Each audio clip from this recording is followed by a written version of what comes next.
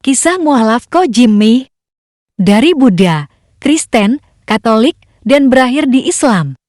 Silakan simak kisah mualaf beliau. TK itu Kristen, padahal orang tua saya waktu itu Buddha atau Konghucu lah. Oke. Tapi anak-anaknya itu dimasukkan ke gereja. Oh, dipilihkan? Malah dipilihkan. Tapi nggak diajak ke vihara itu? Enggak. Oh, enggak, malah disuruh ke gereja. Tapi kalau ke kelenteng diajak juga. Oh, tetap diajak juga. Oke, terus waktu beranjak SD, orang tua merantau, saya sama kakak itu dititipkan ke asrama Katolik. Mondok lah ya. Mondok. Nah itu habis itu jadi Katolik sampai papa mama pulang dari merantau, kumpul masih Katolik. Tapi papa mama masih Buddha waktu itu? Masih Buddha. Masih. Ya? Dan dari transisi dari Kristen ke Katolik gimana? Karena mungkin waktu itu masih kecil ya, jadi ya paling kok ibadahnya beda gitu. Iya. Kalau waktu itu di Kristen masih lebih banyak nyanyinya gitu. Kalau di Katolik sudah ada kayak random acara itu sudah. Oke. Seperti itu. Khidmatnya lebih banyak juga. Iya.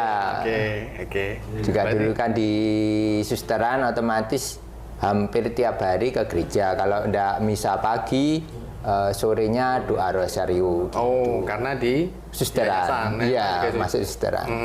Susteran. Nah, terus gimana kok bisa sampai mau masuk Islam itu? Padahal sekolahnya dulu di Katolik juga. Katolik. Iya. Waktu di Katolik. Di Katolik. Jadi gimana? SD, SMP itu Katolik. Itu boleh sebut wilayah? Boleh, enggak masalah. Jadi waktu itu saya di Genteng Banyuwangi itu ada SD, SMP Katolik di sana. Jadi waktu itu sekolah di situ. Sebenarnya saya sih yakin banget dengan agama Katolik waktu itu. Terus sedikit tertrigger sih sebenarnya. Jadi saat ujian itu ada pilihan ganda. Oke, soal pilihan ganda. Pilihan ganda. Jadi ada pertanyaan itu sampai saya ingat sekali itu. Jadi ada pertanyaan, siapakah yang menciptakan alam semesta itu?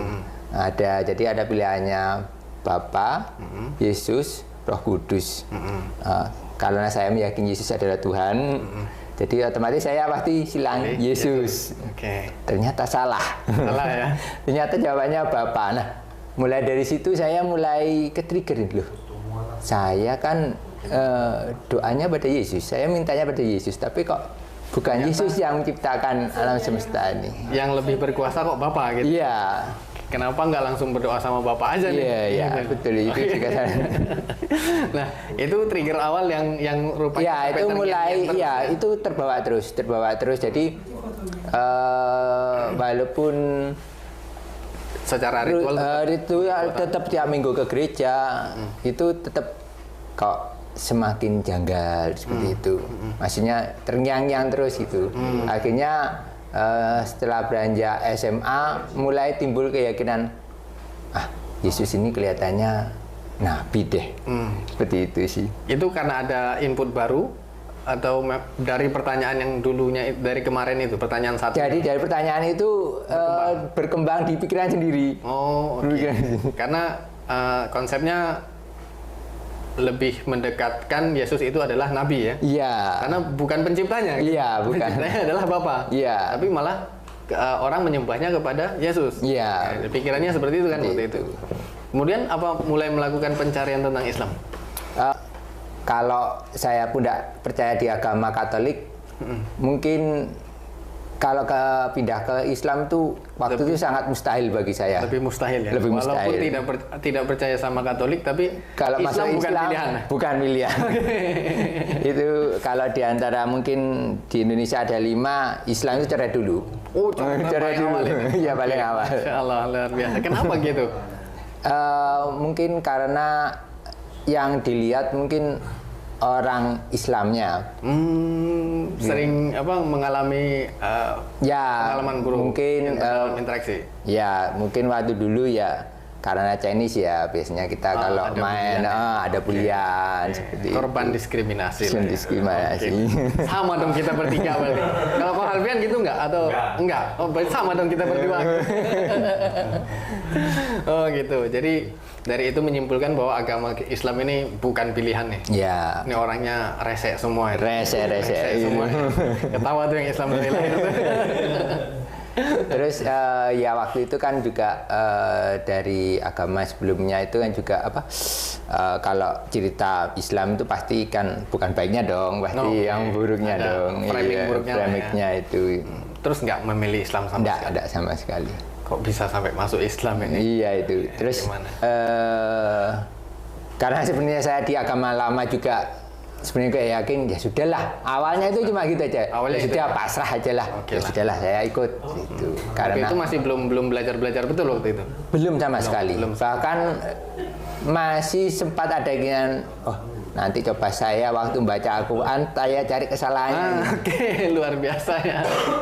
Ya jadi dengan ilmu yang sangat-sangat dangkal dan tidak tahu apapun baca bahasa Arab juga tidak bisa, akhirnya coba bahasa Arab saya tulis, wah ini tidak betul ini. Dapat kalimat apa gitu saya tulis, wah ini tidak betul ini. Oke. Sampai seperti itu, jadi cepat ditulis di buku. Mungkin catatan mungkin masih ada kalau tidak kebuang di rumah itu. Masya Allah. Jadi ada memang berusaha mencari kesalahan. Iya waktu agama itu. Islam. Awal-awal dari itu. Terus di saya mungkin hijrah terbesarnya itu di 2017. 2017. Setelah kerja di perusahaan ini dan saya yang ini waktu itu zamannya Ustadz Abdul Somad. Oke.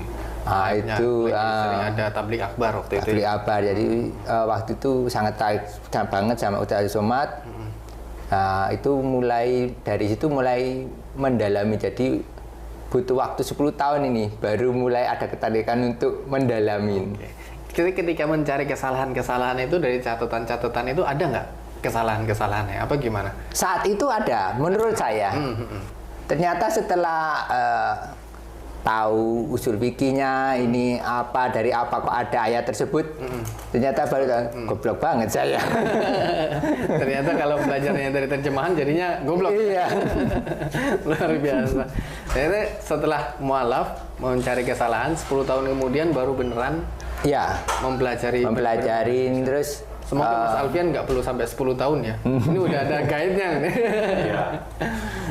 jadi akhirnya saya sih belum sampai membaca itu dan memahami sendiri, tapi saya lihat saat ada ceramah di YouTube itu ya, biasanya itu kan ada dijelaskan. Jadi banyak pertanyaan-pertanyaan yang dulu jadi pertanyaan saya, apa sih tujuan manusia ini diciptakan di dunia ini buat apa sih, kok harus susah banget, masih harus nanggung, ada yang kelaparan, perang. Nah, itu semuanya ternyata setelah lihat, oh sudah terjawab semua tujuannya kita di dunia itu cuma butuh ibadah. Ya seperti itu. Luar biasa ya. Jadi setelah benar-benar mempelajari, sebelum mempelajari itu apakah melaksanakan syariat Islam? Sholat, belajar tapi belajar sendiri. Oh, belajar sendiri. Jadi dapat buku tata cara sholat, ya sudah kita pelajari sendiri. Tetap sholat sendiri. Sholat sendiri. 5 waktu kok. Ini yang paling saya syukuri Islam. Masuk Islam ini ya. Masya Allah. Kalau perasaan yang mungkin bisa di-sharing, kenapa sih bisa merasa sebahagia ini dalam Islam? Saya ada Islam, mungkin akhirat saya pasti tak terjamin. Itu keyakinan saya. Masya Allah, Masya Allah, ya, Masya Allah ya. Luar biasa ya. Itulah nikmat terbesarnya kita ya Mas ya. Nikmat Islam ini. Ya, semoga Allah selalu jaga kita kok. Ya. Masya Allah. Terima kasih, Coach Jamie.